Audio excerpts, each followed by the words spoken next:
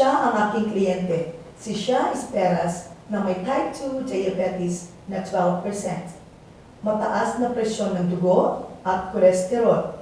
Uminom siya ng isang bungkus ng mga gamot para sa mga komplikasyong ito sa diabetes.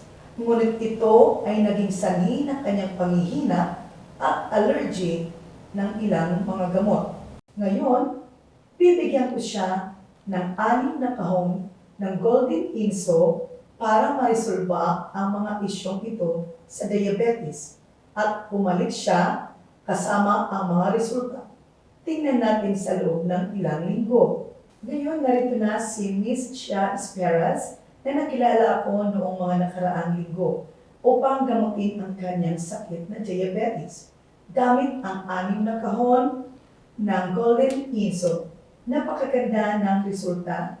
Sa isang buwan, ang antas ng asukal sa kanyang dugo ay naging 5.3% mula sa 12%. Ang presyon ng dugo ay nakasalalay sa mahusay na mga tagapagpahiwatig. 118/80.